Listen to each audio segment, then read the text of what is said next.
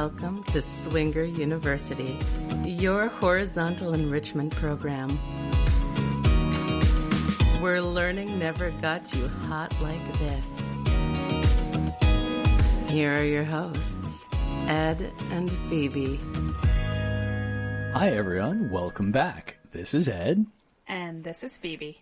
At Swinger University today, we have two guest speakers for class today, Gino and Ginger. Gino has been swinging through this lifestyle adventure for about 40 years, and as you can imagine, he's seen a lot and fucked a lot. Swinging in Northern California region has changed quite a bit in 40 years, and Gino will be our expert on that topic today. Ginger has been swinging for 10 years, and in comparison is relatively new to the scene. They both have their likes and dislikes, but are a good fit as a couple in this crazy, amazing journey. They are a solid partnership and definitely on the same page, but navigating singles and couples dynamics is a talent within itself. Please welcome our special guests, Gino and Ginger. Hi, everybody. Hi. Yay! All right, Gino, how did you get started in the lifestyle? I think it really came along because I just couldn't stop thinking about, well, you know, women. Sex. I know what you mean. And back then, since you said 40 years, Sorry. back then, you know, there was only one place to see the extra or know the extra, and that was under Dad's mattress. Oh, yeah.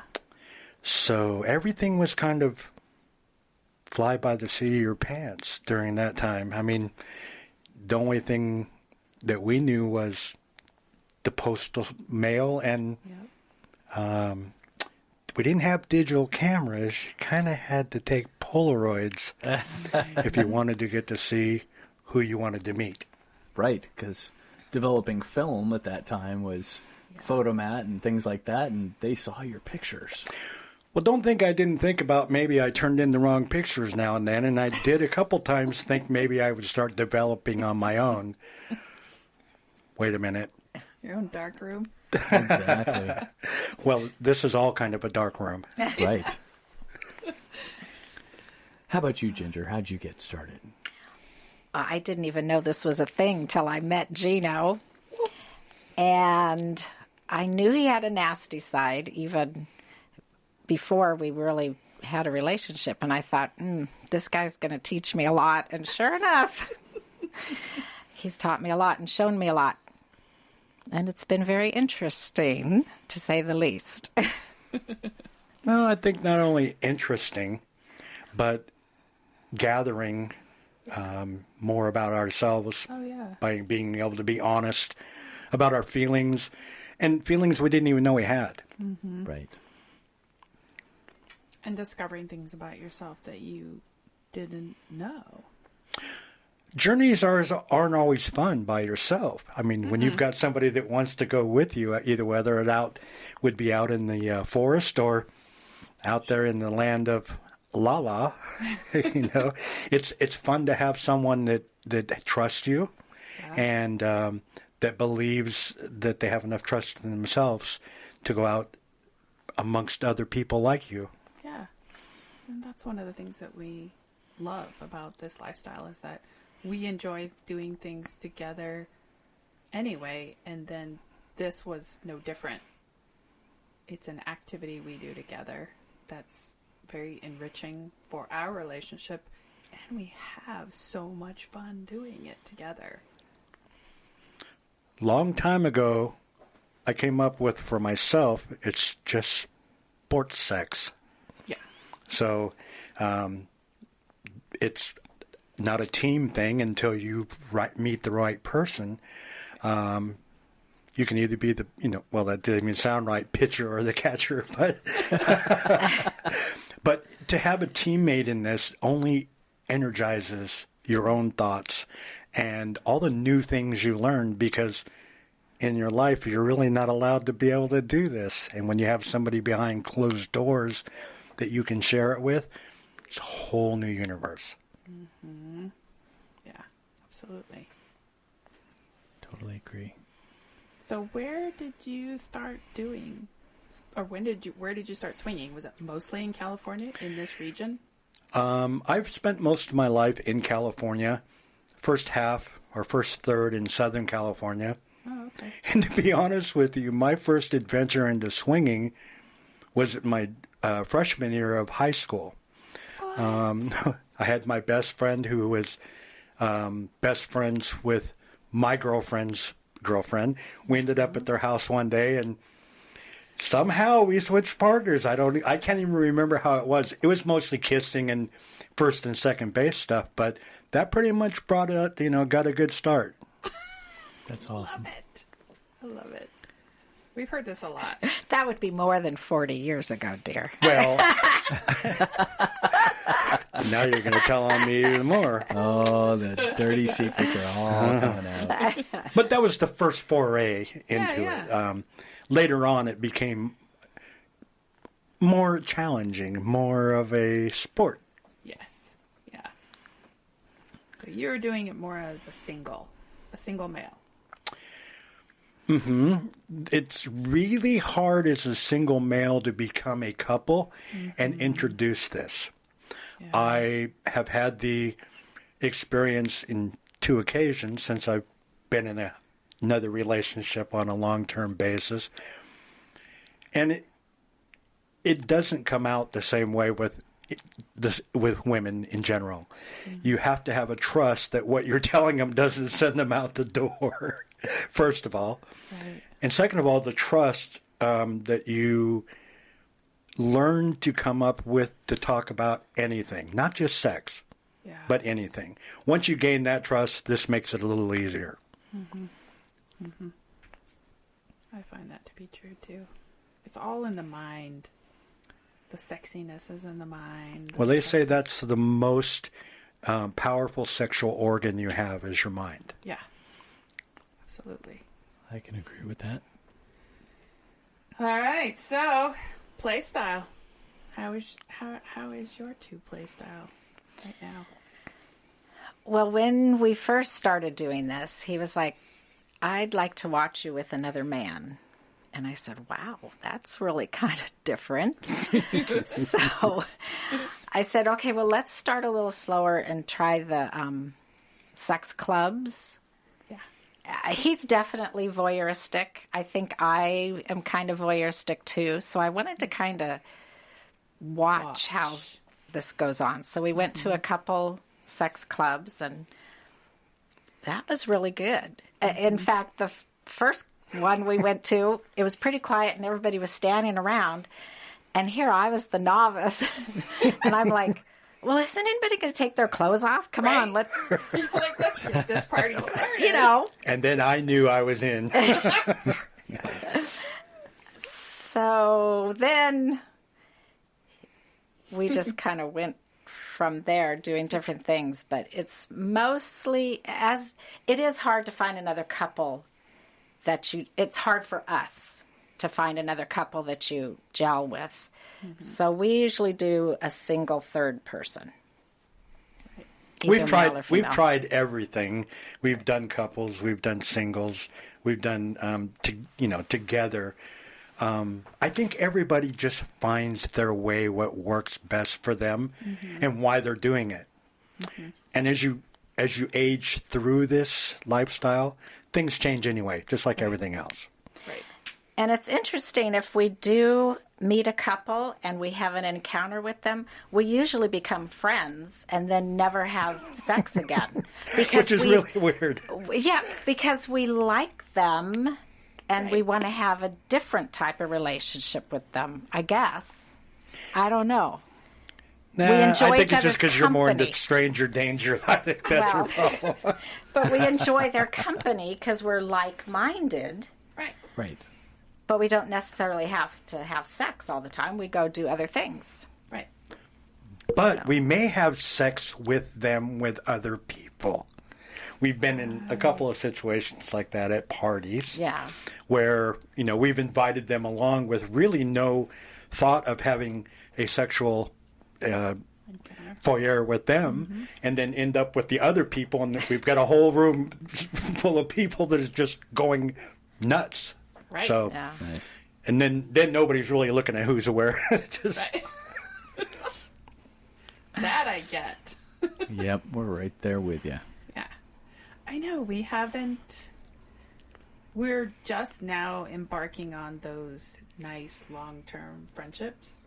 You two are one of those friendships, and we've got another couple that are, there's probably 2 other couples, but that's taken a good 6 years to cultivate, and that's just a product of being somewhere at the right time on a consistent basis, finding those people that are in it for longer than 18 months, and finding those people that you gel with and connect with, where it's that nurturing long term. It takes And a while.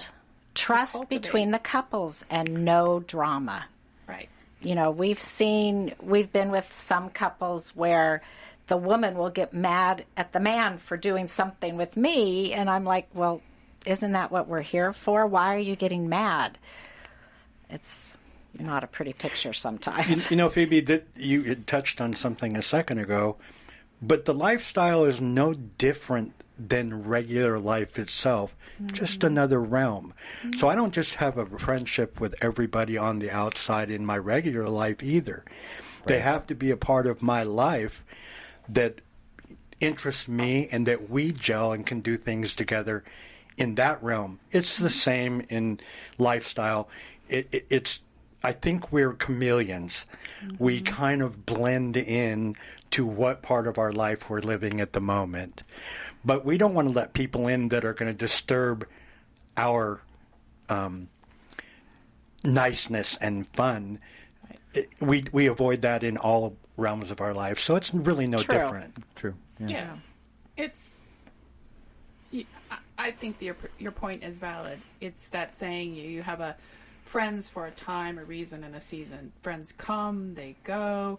They may be a primary focus in your life for 3 or 4 months, and then they kind of float away, and then you come back together. And it's kind of like a hobby. You focus on that hobby real intense, and then maybe it wanes, and you pick something else up. People ebb and flow, and it also depends on what's going on in their relationship and what their life dictates. Maybe they've got children and they're heavily focused on whatever's going on in their life, and they don't have a whole lot of time to spend with you. So it is really this cyclical type of relationship. Right. So it takes time to cultivate. So I get that, but getting into this relationship, this lifestyle was, being that researcher mentality, wanting to know everything and figure it out all at once. It took a hell of a lot of patience, because you can't figure it out all at once. It takes time, and that drove me bananas. The greatest times in this lifestyle, as well in my regular life, are the friends that I've made that didn't require my attention all the time. Yes. They didn't have to worry about, if we had a good time, or when, why haven't we talked to you?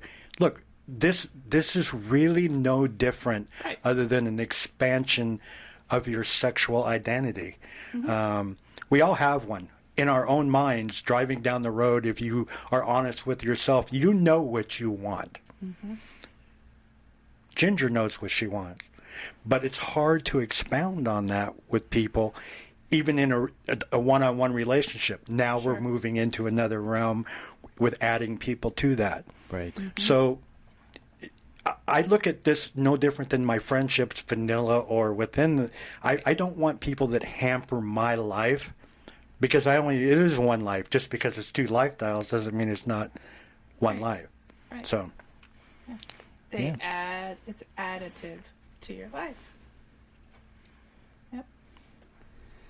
So we are very, very interested in your knowledge in the Northern California region of how things transformed over the years. The clubs, the parties, the changes that occurred, and maybe why they occurred. Well, without giving away a lot of things, things kind of evolved from handwritten notes back and forth through friend finders and things like that, where like-minded people were hard to find. Mm-hmm. There came a time when social media, at its very infancy, somebody had to exploit it. So I was one of the first people to exploit it. And because of my availability for being able to segment, put us in an area where we didn't have to worry about the world seeing in, we were able to put together a little club that really was the embryo for what goes on in Northern California now. And that was near 35 years ago. So I've seen it grow and I've seen it change. And I think the people who took the ship here, if you want to put it that way, and embarked on this had already had a lot of creativeness to get together with people. It doesn't take much creative today. You get on the internet, there's plenty of places you can just go, hey, this is who we are and this is what we're looking for. Right. So that was cultivated by a few people in my smaller group of maybe 10 people, of how that came about and how we could make people comfortable. It really wasn't this big group for quite some time, maybe 5 years. Wow. It grew from maybe 10 people to 100 over 5 years. But think about that as once you have 10 that turn to 100, and 100 turns into 1,000. Yeah. So I've seen growth where clubs started out as a single group on the internet that met at a pizza place somewhere in Mount Shasta. And then other people branched off and started something else, and it became these smaller clubs. But there was really no way to advertise it other than the friends finders, or on the back of, what do they call that? Penny saver. Yeah. Friends wanted or whatever. So I've seen it grow, but I've also seen it decline. As new people become involved and it became less of a taboo, I think a lot of people searched it out as a place to escape their relationships or just society itself. This is a place to get free sex. It kind of destroyed things for a while. So I'm seeing some of that kind of mend and heal. But I guess 40 years is a long time, I guess. So just watching the evolution has been quite... It's basically how life has gone on the outside, too. There's changes all the time. We get older. We decide different things. Younger people come in with their ideas. Right. And, you don't guide people. People have to find their own way. You may not agree with it. It's harder to deal with. So you find these cliques of older people, younger people. Right. And then there's the explorers that mingle in to find out what it's about. But I think I came up the best way. Do you think history is repeating itself in a little bit, where you've got this group of people that are diving in and they're in it for 18 months and then they're out? They're just kind of going in for sexual exploration or they're the titillating exploring aspect of it, and then it's not a lifestyle, it's a fad for them. It's a fad, they want to try it, see what it's like, and usually it ends in drama.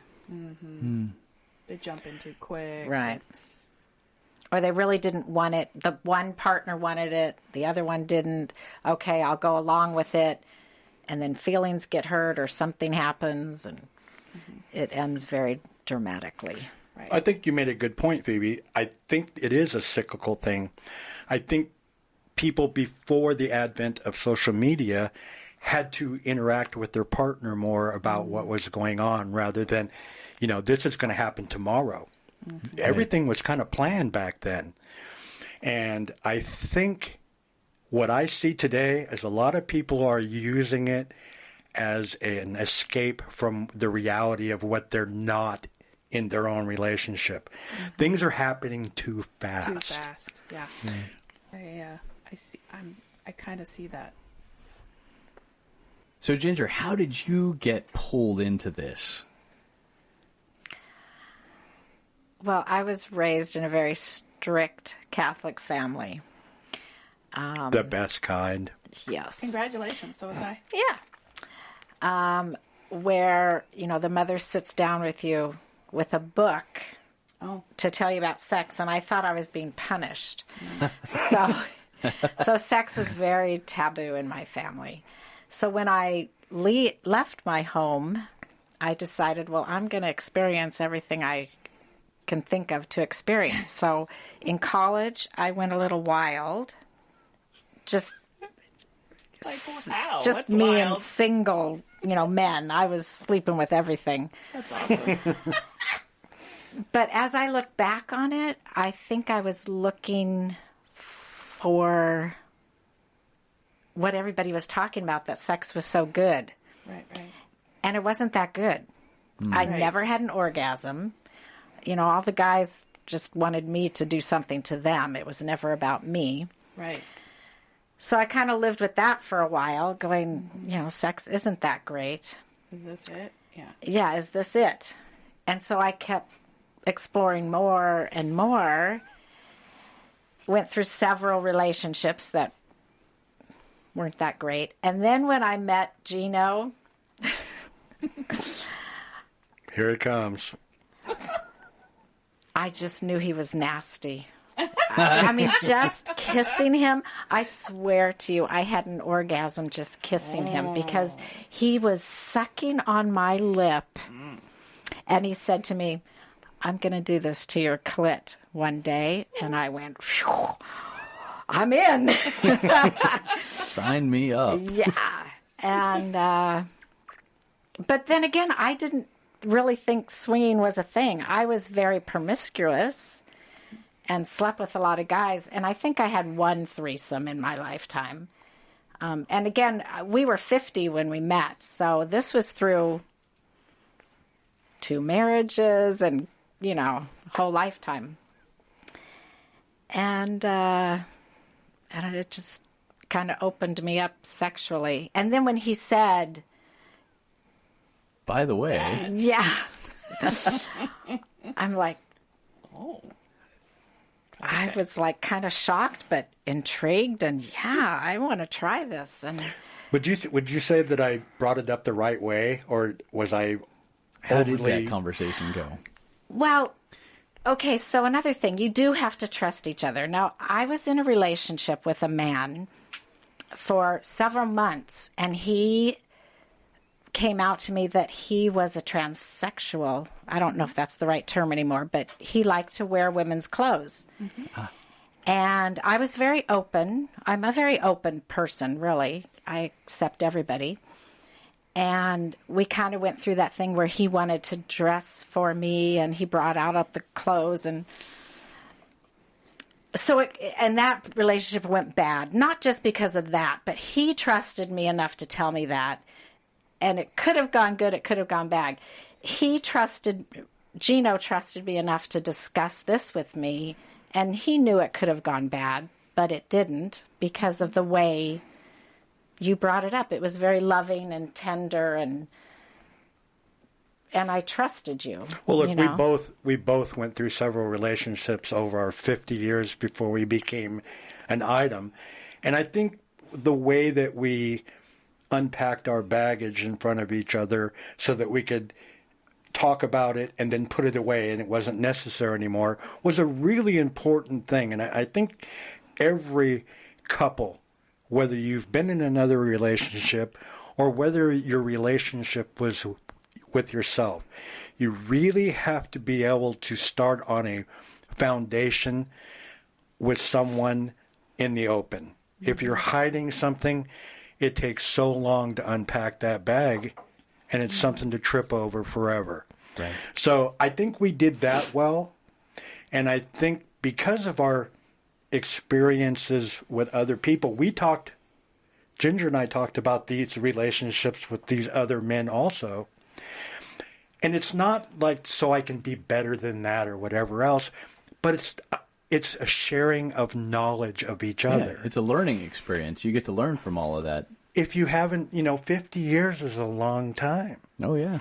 And they lived life, and I'm interested, especially since I want to spend the rest of what my life is with her. Yep. So having to bottle something up would not be very fun, would it? No. So I enjoyed our first couple of years of conversation about her life, her family, people she had been with, her relationships, and I shared the same. We've actually have a relationship with my daughter's mother and her, with Ginger and my daughter's mother, that's very common and just like friends. Yeah. And that's the way I like life. Yep. I don't want to have to look Not behind. sexual relationship. Let's Well, no. Wow. just want to make that clear. Okay. No, I'm talking about a parental relationship Yeah. so that we can continue to raise children. Yes. But I'm fortunate to have somebody that would actually open up to me and to share experiences on a real basis, not something that was held back. I think it took a little bit to get her there. Yeah, I had to trust because I did do a lot of crazy things just for the experience. And I had to trust that if I told him these things that he'd be okay with it. And it actually turned him on, I think. The nasty part of me, I'm sorry. The more I told him, the more he liked, Nice. which is another thing to share. Absolutely. No, there weren't any secrets. Yeah. So, But believe me, it doesn't leave any topic unturned. and he's shared a lot with me too. He's had a interesting past that he has to trust me that I'm not going to say, "Oh, that's it. That's the deal breaker," Oh, you mean like seeing my videos that I didn't erase accidentally? Yeah. Hard to explain, but things happen. What about you, Ed? Ed's just kicking back going, wow. I've got a few of those videos too, but I won't go into that. And a couple that I wish that I had, but didn't get. But we all have those. I don't have any videos. Well, I can help you out with that. Oh, he is a great photographer. Listen to this. I have a fan club. We've done some cinematography in the last few years for sure. Yeah. Yeah. Been fun. All right. So, in addition to some of the changes that have happened in terms of technology, kind of opening up the lifestyle and letting people connect with each other, what else have you seen that's changed? Have parties changed? Have swinger events changed? Have things changed because of legal reasons in California? That's another question for Yeah. sure. Which is another whole... It's not as underground as it used to be. It's not the frat house and you do the secret knock and get in. Yeah. We just sign up and pay our $45 for the the entry fee, and we're in now. I mean, it's not like it used to be. I think it's taken part of the excitement away when it doesn't become just a ticket to Disneyland. Right. It's almost more commercial now, right? Yeah. Because it's very It's a accessible business. and it's a business. Yeah. Mm-hmm. And I'm hoping that cyclical event will circle back around and get to where it's not a business and more personal.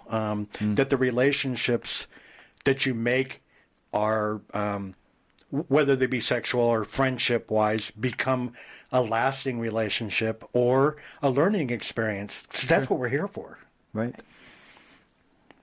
I like that commercial event venue so that you can meet a lot of people and make those connections face to face, because it's easier and it saves a lot of time doing dinner dates and coffee dates and all that jazz, because the whole online thing really sucks. But I see where you're saying it's very commercial. We usually use those the events to meet a lot of people, make connections, pass out the hoe cards. And honestly, the best connections we've made are really in the hallways in the hotel before the event even happens. Walking down the hall, people got their doors propped open. They're having a party in their room. Hey, come on in. And then all of a sudden you've met, Right. 3 or 4 other couples. It's those smaller group settings. They come to the larger event, but you connect with the smaller groups. You find like-minded a lot quicker prior to the event. Yes. Especially like you said. We all attend events that we pretty much sell out hotels. Yeah. So walking up and down the hallways, there's a lot of interaction, not only through websites or just the notice if we're going to be there, but it is a social event that turns into a debauchery. And I think every time you go, you learn and meet new people. Yes. And it's not a rotation. It's a building of relationships that makes the party more fun to go to next time. Exactly. And that's what's happening at this party. Yeah, we've gotten... We have groupies that we met that we are now bringing into the fold of the other people that we met at the other party who were our neighbors at the hotel, who introduced us to 2 other couples. So now there's like 6 or 8 couples that we're really good friends with. And it's quite the and event. we think they're all going to get along. And so voila, there you go.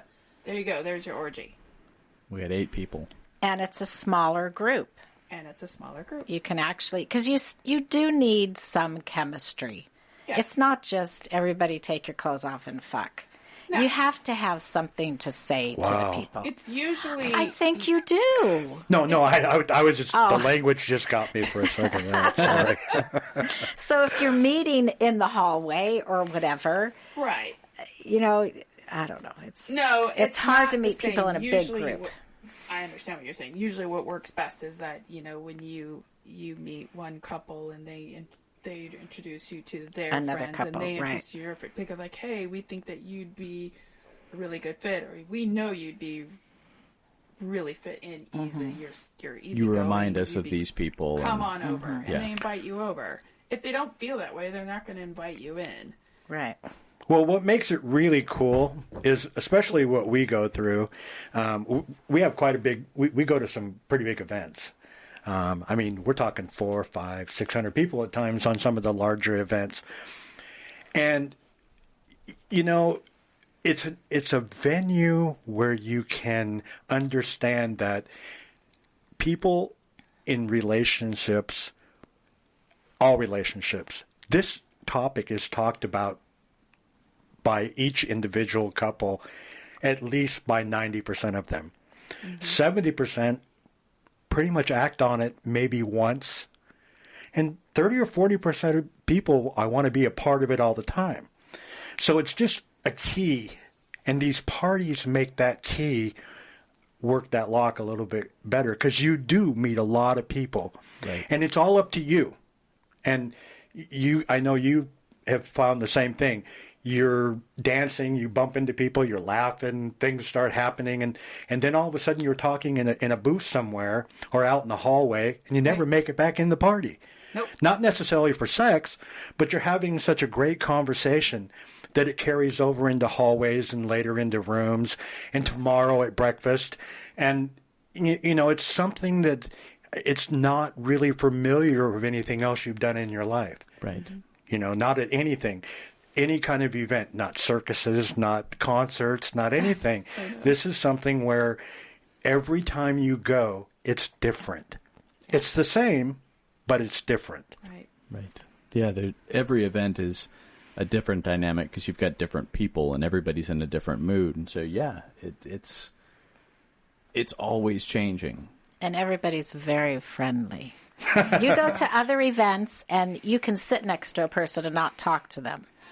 But here you're always talking. Yeah, you're always talking. So it's a very fun, friendly event. Even if nothing comes from it, it's a lot of fun.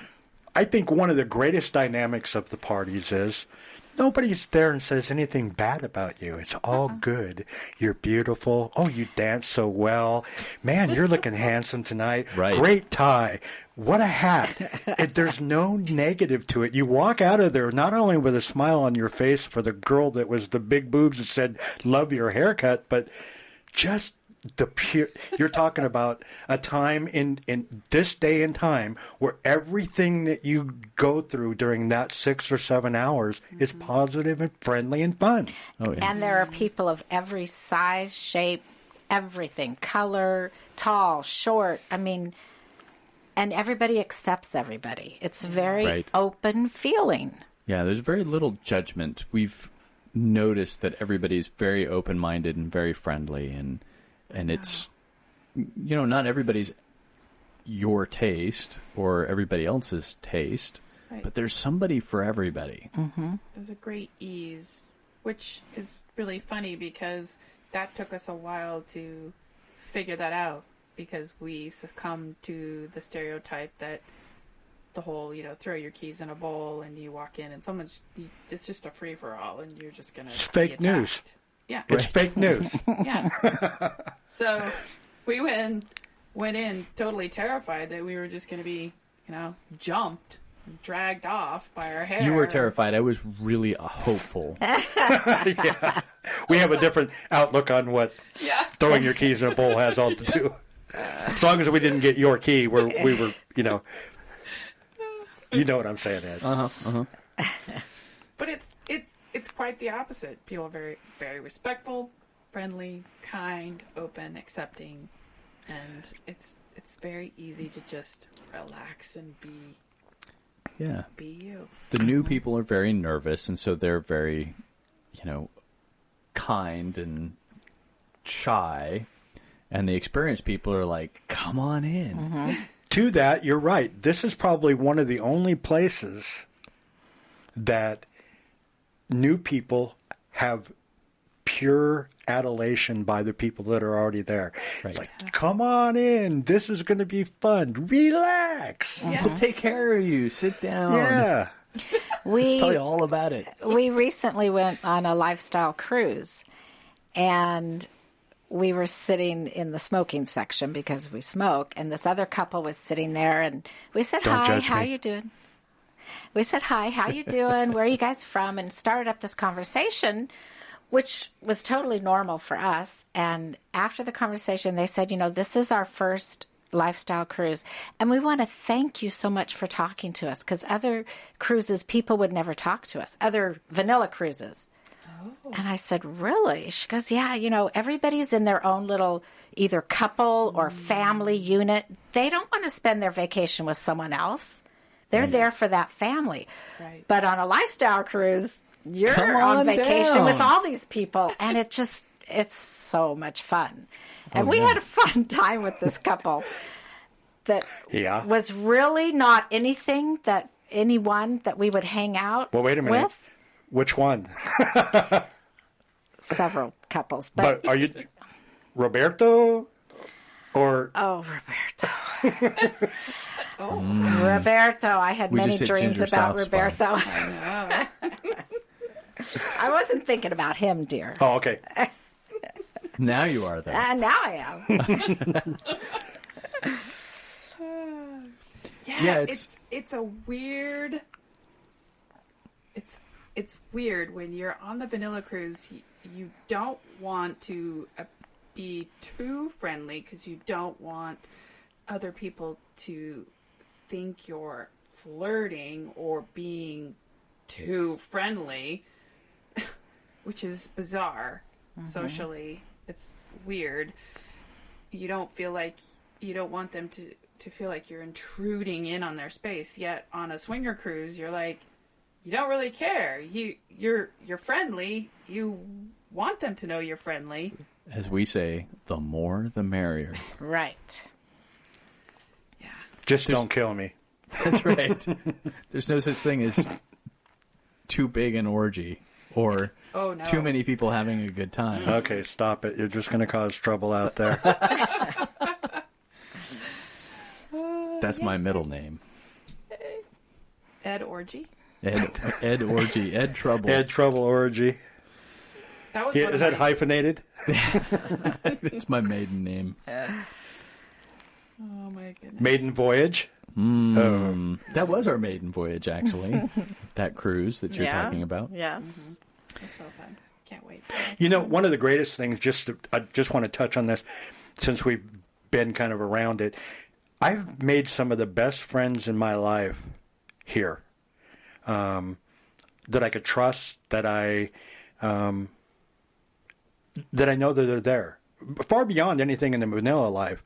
I don't know if it's because of the interaction with honesty and openness, because kind of hard not to be open and all this stuff. Right. So, out of everything, I think my fortune and her fortune has been the friends that we may not sleep with them, but we live with them and will the rest of our lives. And it's been just a fortunate experience. Yeah. Oh, yeah. I agree. Same with us. We've had some great friendships come out of this. I know. I'm so lucky and so fortunate that that's finally starting to happen 6 years in now. What were you going to ask, Ed? Oh, well, so lifestyle cruises, parties, how have you seen the lifestyle kind of grow? I mean, you've seen some changes. And, I mean, heck, we've got full takeovers of cruise lines now. I know. So we went from the back pages of newspapers with Polaroids to... It's 3,000 so people cruises and yeah. up to 6,000 They have now. hotels and luxury islands dedicated to the desires, for example, are dedicated to this lifestyle, to the freedom of not just sexuality, but of humanality. It's a place to feel free, and I think those places are growing. It's almost a raw emotion of acceptance. I mean, it seems like people in the lifestyle accept everybody. I've really noticed that in this time of whatever this country's in. The lifestyle people are very accepting. You never see fights, and people are drinking and carrying on, but you never see fights. You never see rudeness. If people overstep, it's a quick, hey, don't do that. And it's respectful. Right, and an apology followed shortly after. And an apology, yes. Quickly. Yes. Yeah. Because you want to continue being in this lifestyle. So if you've overstepped something, you want to apologize and say, hey, I'm sorry, I had no idea, and let's move on. But it's a very open community. Well, Phoebe, you were saying something earlier about new people. And this is one of the things that's really important to pass on to them, is there are rules. They're written, but they're unspoken. They really don't need to be spoken if you're just not trying to get pussy or dick. You're being a real person. There are unspoken rules, even though they're written down. And I think that's kind of up to us to make sure that people understand them, so they get on the right path and don't have people talking about them because they're being rude. They don't know they're being rude. Right. So there is an influx. Look how much it's grown just in the 6 years you've been involved. Oh, yeah. So imagine what I've seen. I mean, mostly when I started in this, most of the people were between 30 and 45. Mm-hmm. That dynamic is upside down now. Oh, yeah, it's all over the map now. Mm-hmm. Damn, I'm 60. Over 60. You're over 60. Stop. Think of all the wisdom that you have, though. Yeah, wisdom and pains and aches and wishing I was 30 again. And as long as that's why this is important, what you two are doing here, is that it will cut out some of the middleman of education. Well, and that's kind of why we got started in this whole thing. It was awkward starting without some of this information. And it was hard to find information. You'd Google it, but it just wouldn't come up. So depending on how the information was distributed, it was really difficult to find. Right. So what we're trying to really do is give people some training wheels to be able to get riding, get on the road, head in the right path, and, not go through a whole lot of the speed bumps and wrong turns that we went on as we started. Right.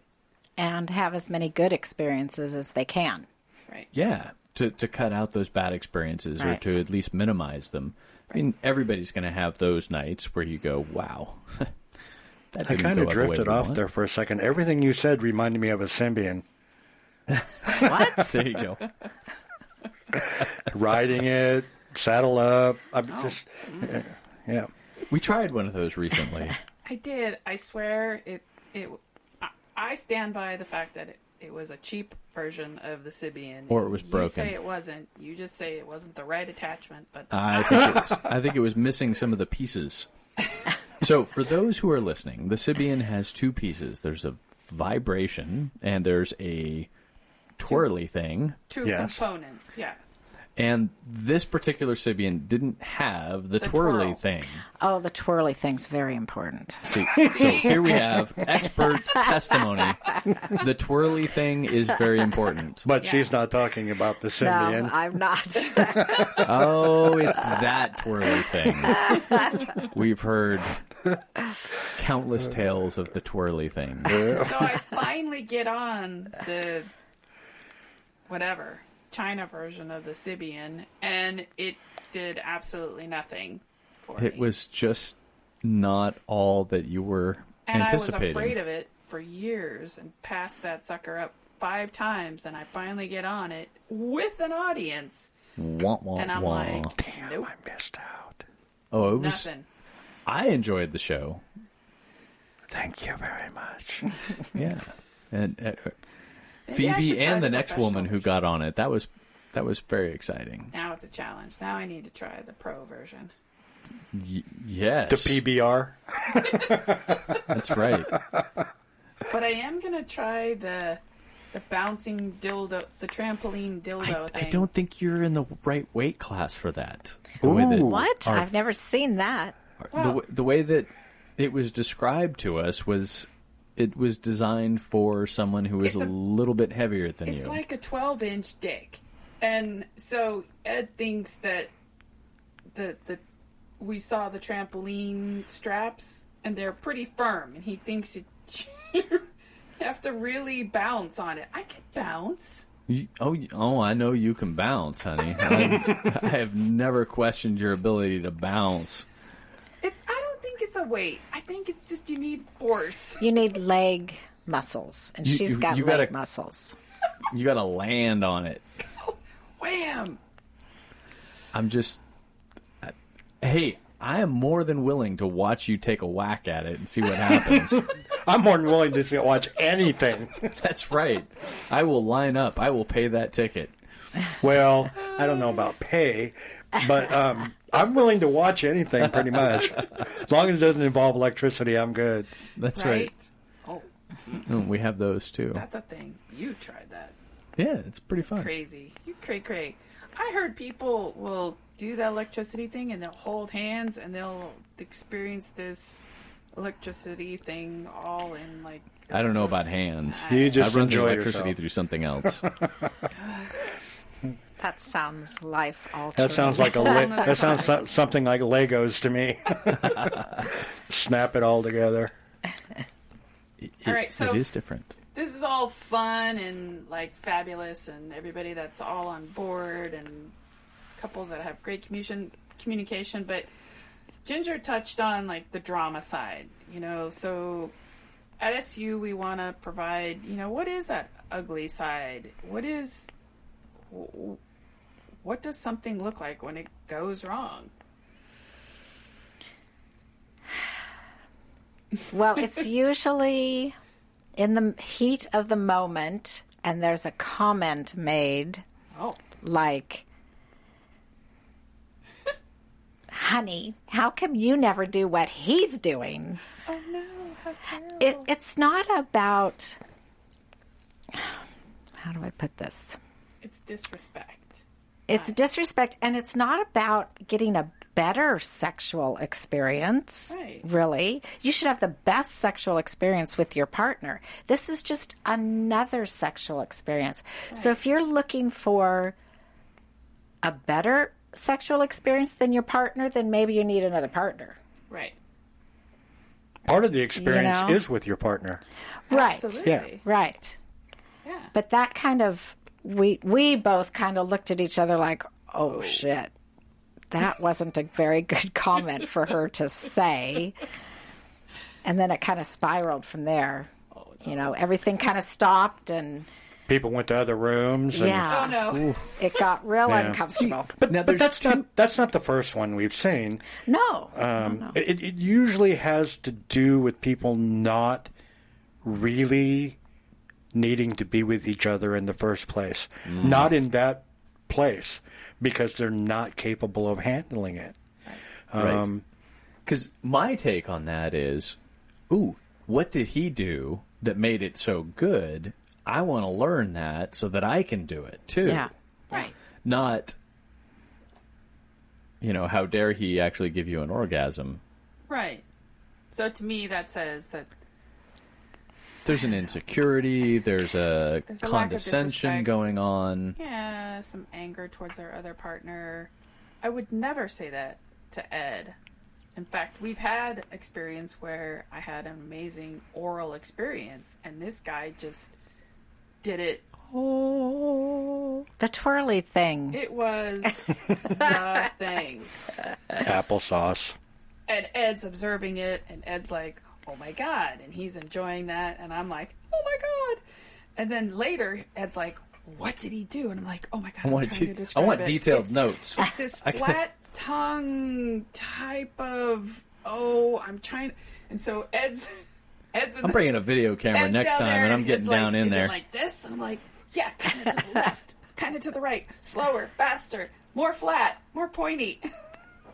So it was fun because we experienced it together with different partners, and we observed it, and then we got to come home and try to recreate that. And it was fun. It was exciting. It was kind of reliving the moment and then trying to get it right. But and see, it wasn't a jealousy thing on Ed's part. He was like, okay, he is pleasing my woman, and I got to figure this out. I think this is where the Surgeon General warning needs to come in.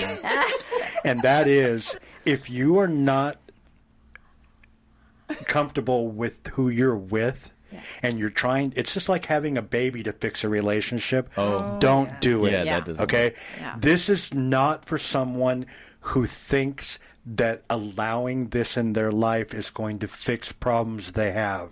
Right. Fix your problems before you become a part of the problem. right. And that happens, this is what we see most of the time, is people are not prepared for what they're going to see, feel, and experience. You feel and see these things and experience them normally with your partner. Right. It's a completely different thing when you're watching your partner experiencing it without you. Oh, yeah.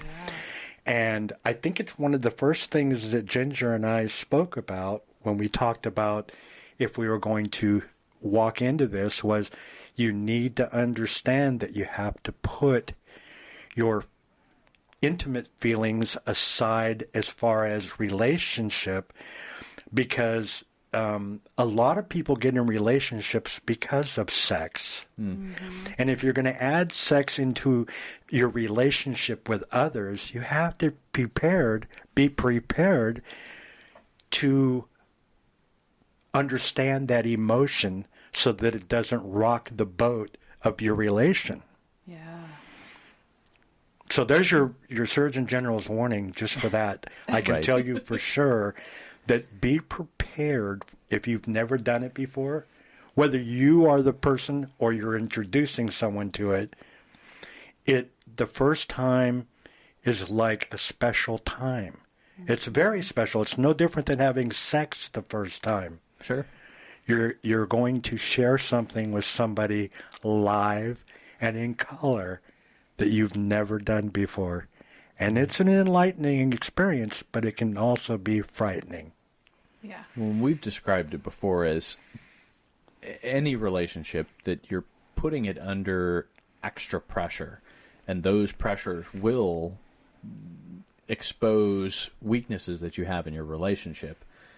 You know, you're exposing it to outside experiences, to, you know, sexual variety, and if you have any insecurities or any kinds of, you know, reservations about what's going on in your own relationship or insecurities in your own person, it's going to come out in those situations. May not be a good thing either. Right. You're either going to triumph over it or it's going to really hurt. So if I had to say anything, I would tell you to be honest about what you're moving into with your partner and understand that you're doing it together, not alone. And if you're not going to do that, don't do it. Yeah, and we know this couple that the woman says, well, it's more for him. It's 90% for him, 10% for me. Wow. And I say to that, well, why are you doing it? 10% isn't.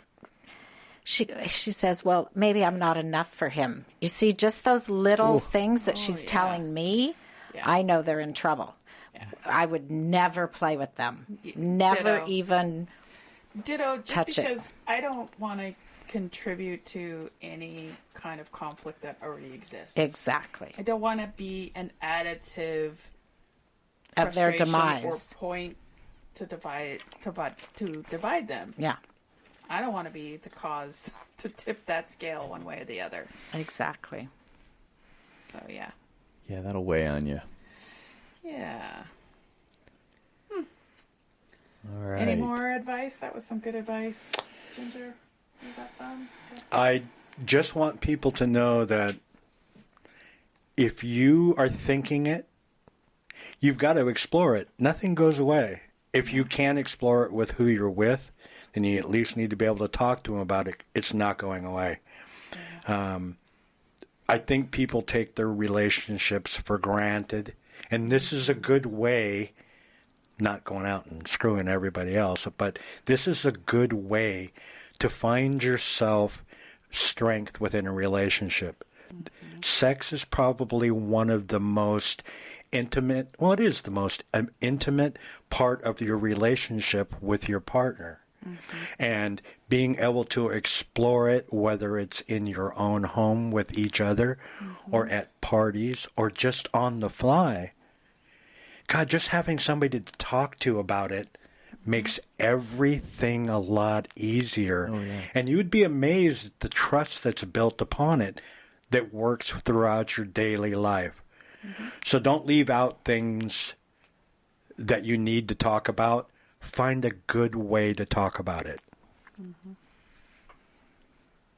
That was very well-rounded relationship advice. I like that. I try. I think it's a great opportunity if you have that relationship to be able to experience a lot about yourself as well. When Ed and I met, I didn't have sex with the lights on. So oh my God, so much has changed. Now I'm masturbating in front of people. Holy crap! Oh my God! With the lights on, with a group, with an audience. in front of a lot of people, a playroom. Well, and I know So, for right. me, it was accepting that, again, this acceptance that this lifestyle has, that my body's not that bad. I mean, I am 60-ish, and I have stretch marks, and I have rolls here and there, you know. She's and beautiful, I always guys. wanted to She's hide my beautiful. body. Probably that's why you only had sex with the lights off. Now it's like I'm walking around naked and it's okay. And Yeah. and Gino is the one that has changed that for me. He loves my body. Mm-hmm. Mm-hmm. It's amazing how much he loves my body. Mm-hmm. And I love him for loving that. Yeah. And it's wonderful. And it makes you more comfortable with your body. Absolutely. Even though, you know, I have those days too where I'm so fat. Right. Of course, you're going to have those days. But on the whole, I am much more acceptance of my body Yeah. because of you, honey. Oh. I know. I'm a lucky guy. I know. Our men are wonderful. They are. Love you too. All right, Ed, anything else you want to add? What have you learned? Oh God, so much stuff. I think the thing that I've really learned is to be able to open up and have these conversations, and to be able to explore those conversations with you, with my partner, and you know, be open to the possibility that things can happen. Mm-hmm. Have it. Mm-hmm. Well, think of what we're doing here. We're actually having a swap meet right here, 4 of us talking intimately about intimate things, which wouldn't be possible for you probably 10 years ago, for Hell you no. 12 years ago, me for 40 years ago. But it does grow on you, and it pushes out into your people, your circle. Right. And this is not an uncommon thing. We're doing a little thing with Ed and Phoebe today, but in our real life, this is what we do. We talk, not all the time. Come on, don't look at me like that, Ed. But we have a very calm, and it's kind of a funny relationship where we can talk about things, and you kind of look around going, I wonder what the rest of the world is doing. Well, absolutely. We all were on a houseboat, you know, for too short a time, 3 days, 4 days. And it wasn't all swinger lifestyle conversations. I mean, we talked about everything that weekend, long weekend, but it was okay to talk about sex and what was going on. And there were some great conversations that we all had. And it was so nice to be able to just have those conversations, and it wasn't awkward, and it wasn't contrived. Naked in the hot tub. Naked in the hot tub. I seem to Cooking recall topless. an incident up on a tabletop on the top deck. The twirly thing. The twirly thing with Gino and Ginger and an audience. No. You're imagining the things. twirly thing. You were seeing fireflies. Oh, it must have been fireflies. Yeah. I seem to remember Ginger enjoying herself on a table, but Well, nobody else was. I enjoyed it. I know. It was very comfortable 3 days. It was really comfortable. We could talk about anything. We could do anything. Or we didn't have to do anything. But it was a group of friends that, you know, all of a sudden the women were cooking topless. Oh, yeah. Oh, Dinner. my God. You guys have And- no idea what life is like until you have a And kitchen the full of guys topless were just women. sitting at the dinner table watching us cook topless. That's You know, it was hot. Absolutely We were fabulous. sweaty. We took our shirts off. You think and you were hot and sweaty? Whew. there was some heat there for sure. Boy, it wasn't tacos I was thinking about. Yeah, it was tacos I was thinking about. Oh, God. Pink tacos. But And we digress. Oh, my goodness. Good All right, Ed. times. Good times. Well, we are so honored to have such warm, wonderful, and entertaining friends as Gino and Ginger. Thank you so much for sharing with us and this community. We think it's very valuable. So, This is Ed. And this is Phoebe. This is Ginger. This is Gino. Saying thanks for listening and learning about the naked facts of swinging in Northern California. Be careful out there. Before you And turn have off fun. our podcast And be to safe. take care of all the vanilla things pulling you away, please reach out and give us a review. I know mashing a star is so much easier, but a review is so much better for sharing your love of what we're doing with others. We would appreciate it. If you want to share a personal story, ask us questions, or share your comments, please contact us at swingeruniversity@gmail.com or on Twitter @SwingerViewPodcast.